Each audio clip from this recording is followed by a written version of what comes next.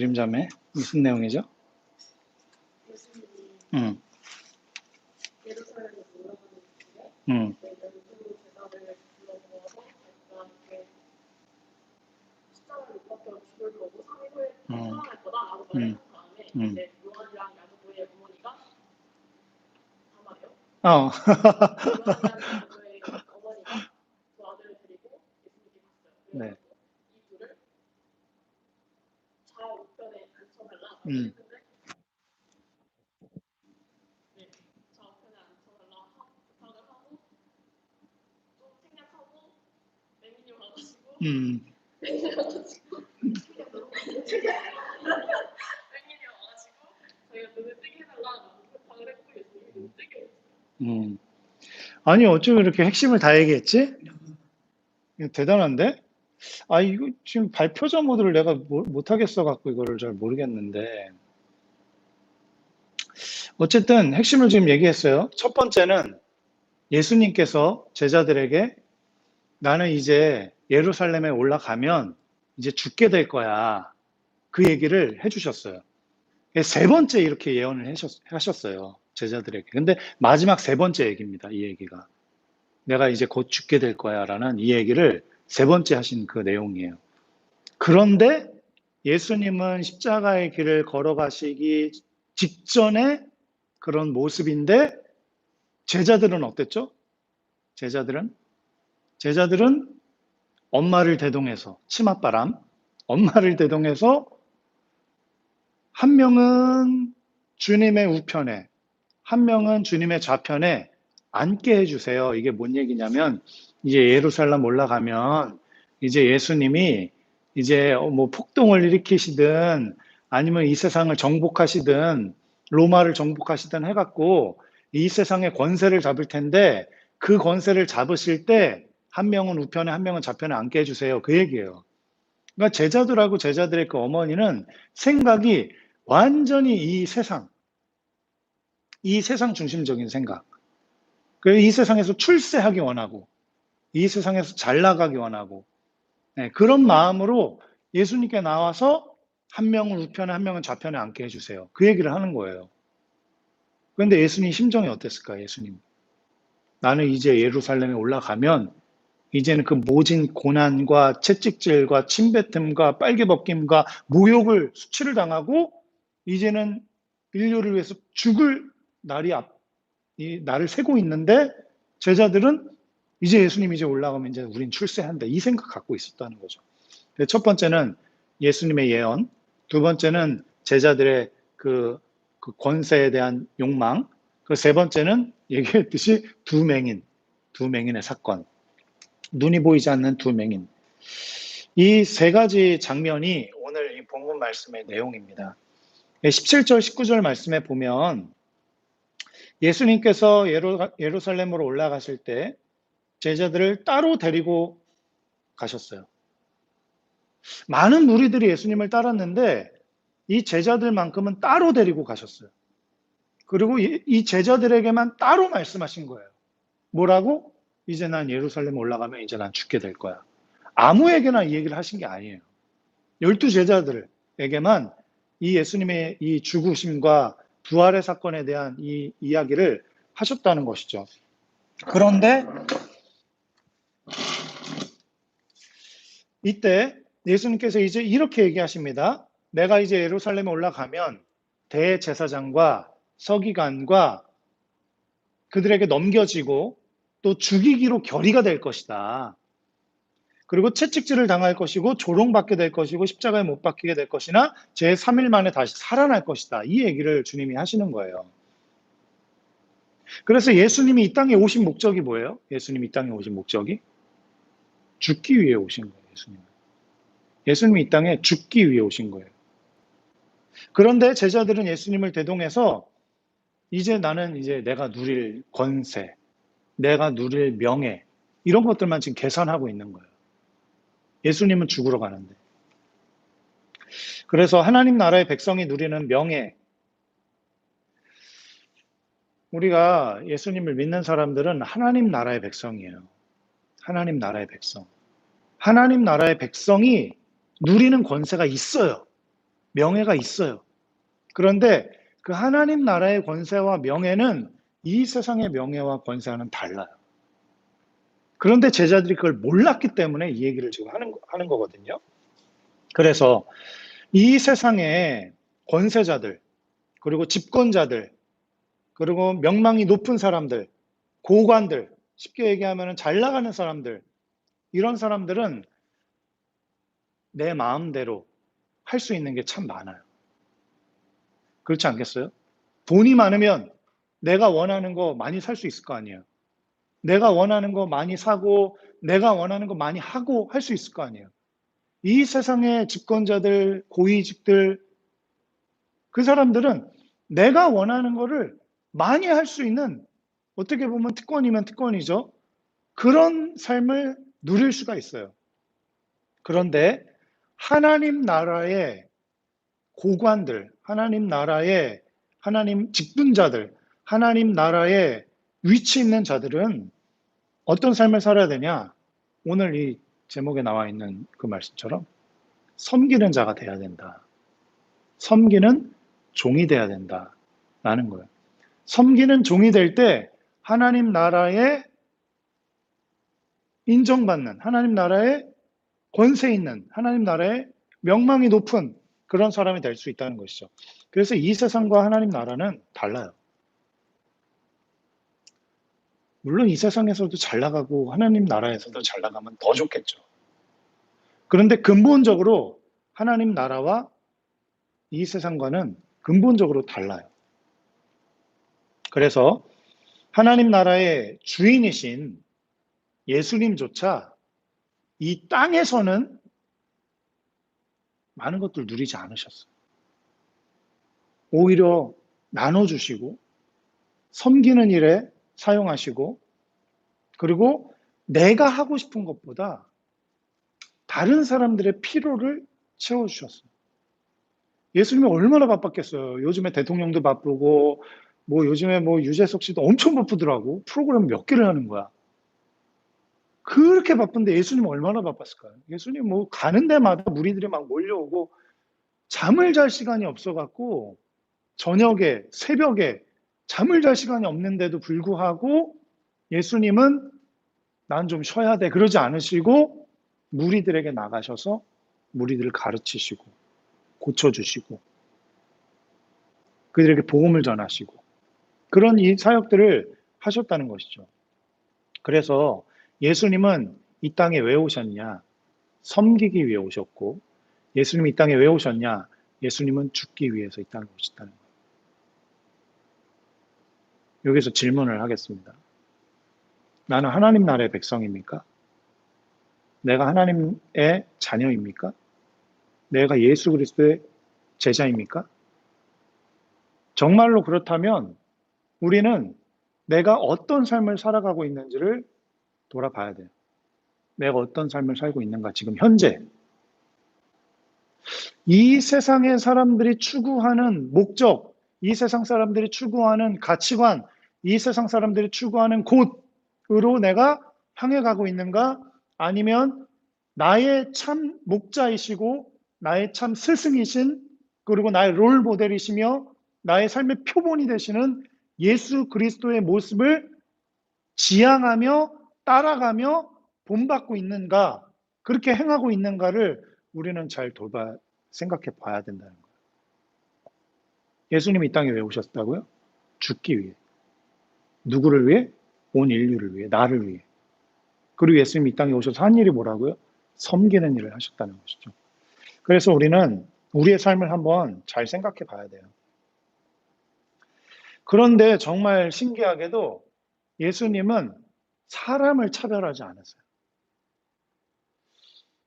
제가 아들이 셋이 있는데 아들들 이렇게 저랑 이렇게 친하긴 하지만, 이렇게 사이좋게 지내긴 하지만, 그렇다고 엄마처럼 살갑게 막 이렇게 무릎하게 앉아서 막 아빠 이러고 애교 부리진 않거든요.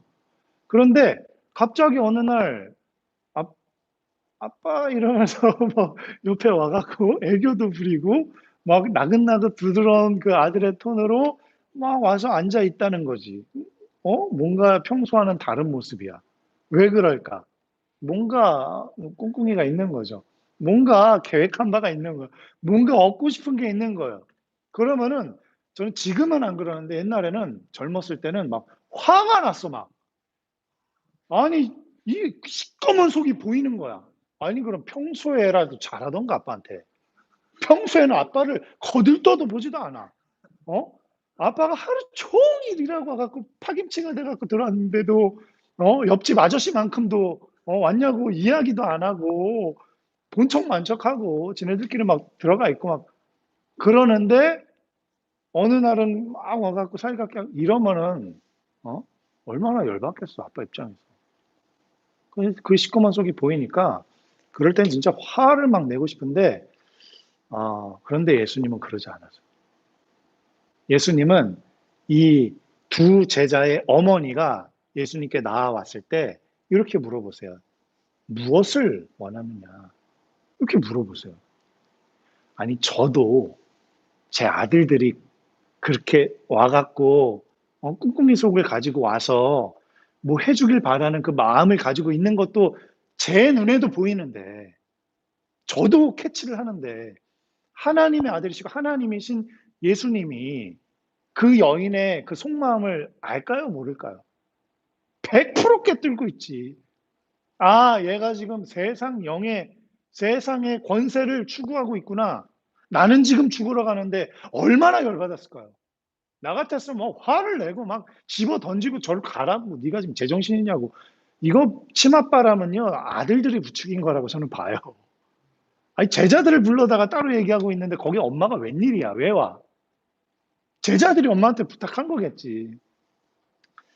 그런데 예수님은 그 꿍꿍이 속을 알면서도 물어보세요. 무엇을 원하느냐?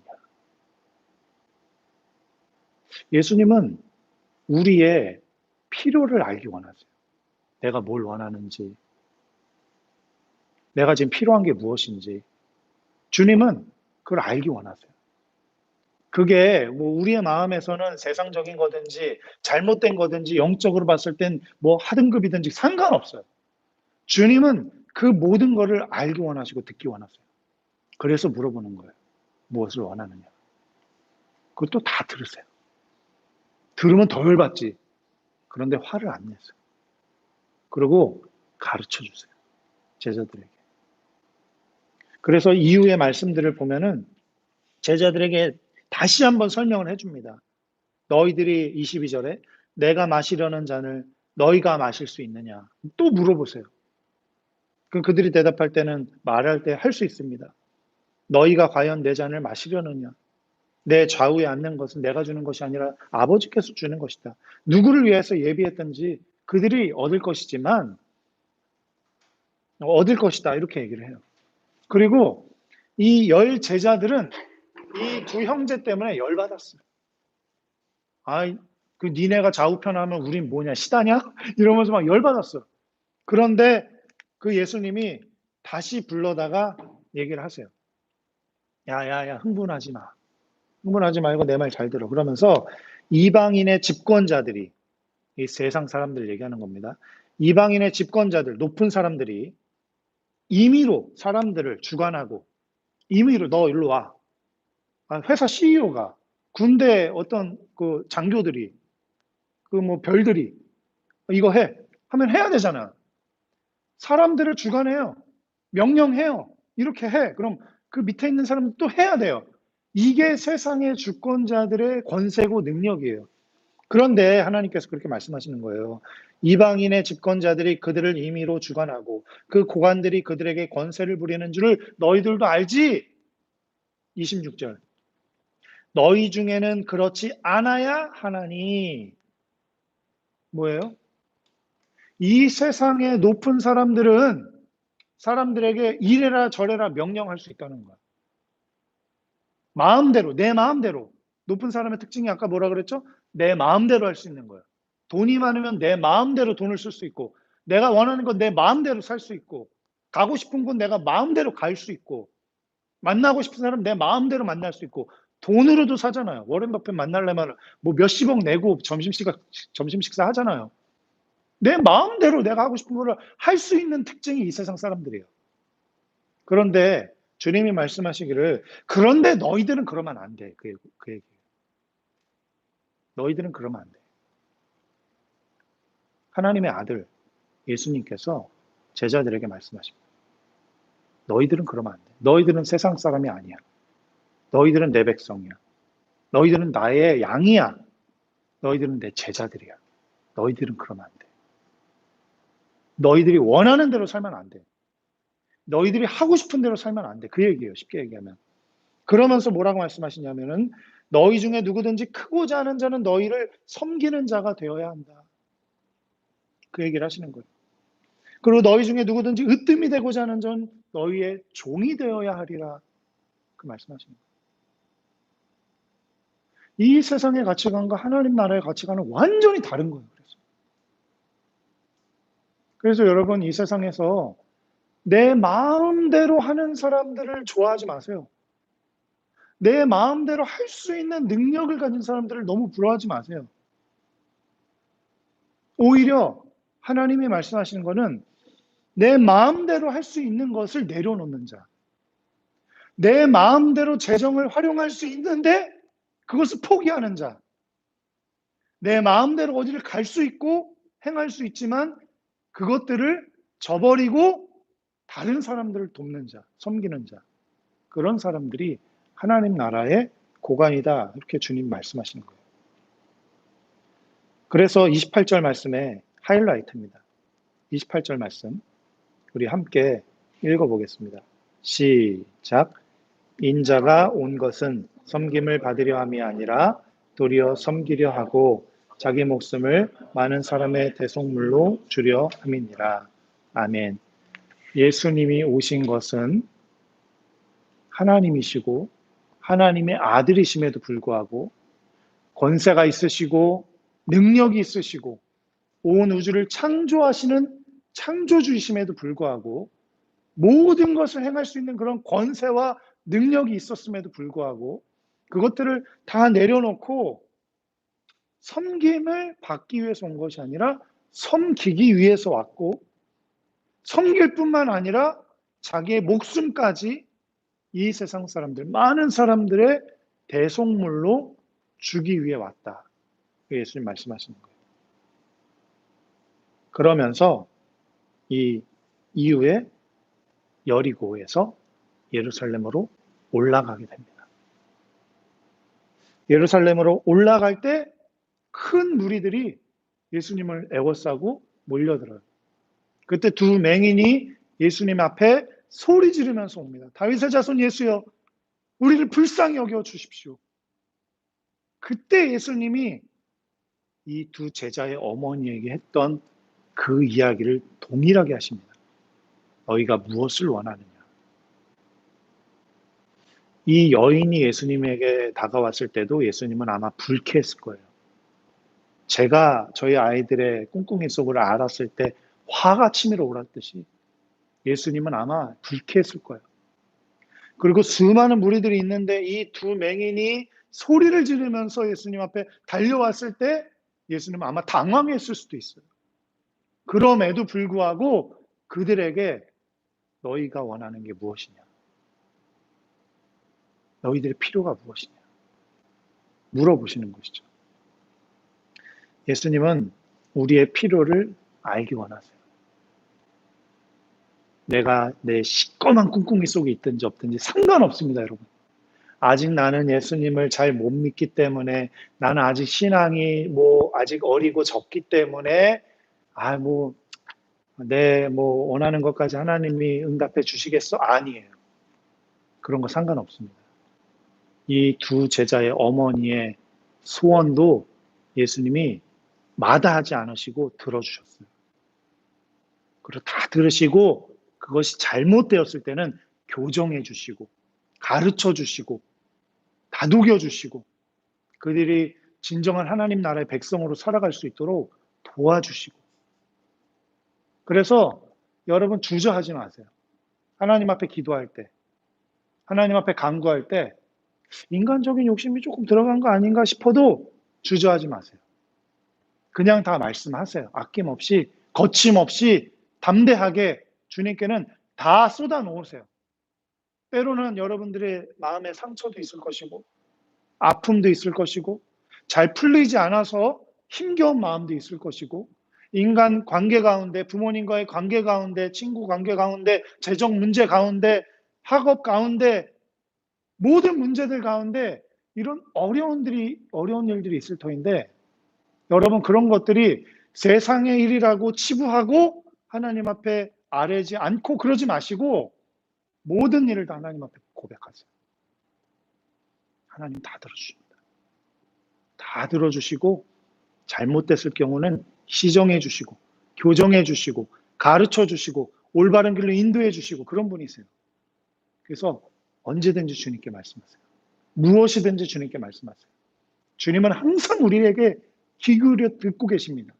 지금 이 시간에도 여러분들의 그 입 떨어지기를, 여러분의 마음의 그 간구의 소리를 주님은 지금 들으시기를 위해서 귀를 쫑긋 세우고 계신 거예요. 그 두 제자의 어머니의 간구를 들어주시는 주님.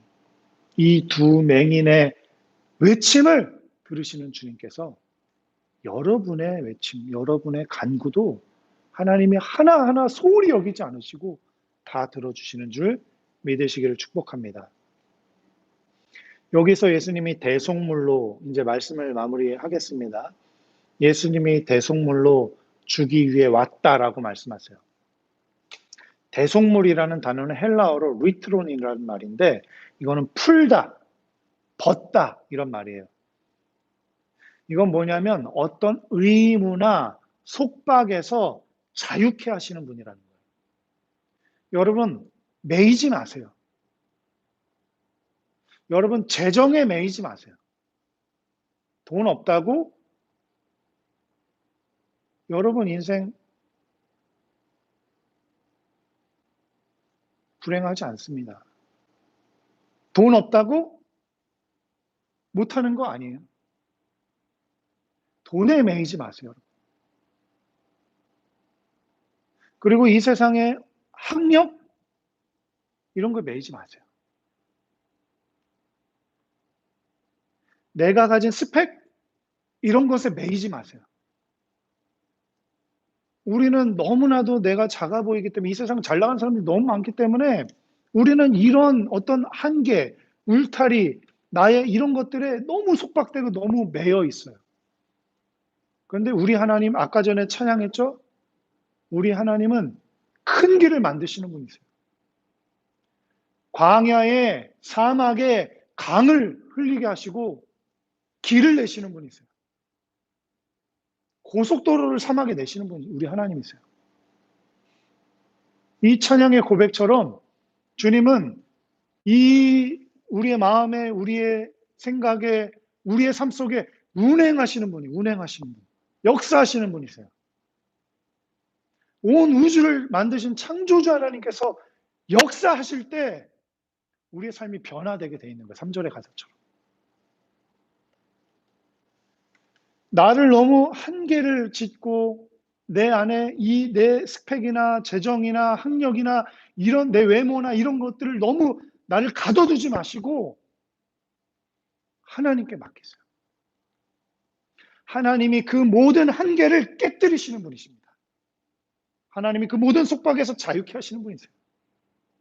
하나님은 한계가 없으신 분이세요. 하나님은 무한하신 분이십니다. 하나님은 전능하신 하나님이세요. 여러분 하나님 앞에 올인하세요. 하나님의 제자라면, 하나님을 믿는 자라면, 그리스도인이라면, 하나님을 알고 있다면 이 세상의 가치관을 추구하지 마시고 하나님 나라의 가치관을 추구하세요. 섬기세요. 낮아지세요. 가지고 있는 것도 포기하시고 남을 위해서 사용하세요. 그것이 그리스도인의 가치관이고 하나님 나라의 가치관입니다. 그렇게 주님을 닮아가는 자로 살아갈 때 하나님이 우리를 들어 사용하시는 거예요. 위대한 신앙의 그 인물들처럼 위대하게 하나님이 사용하시는 거예요. 우리 찬양 함께 고백하고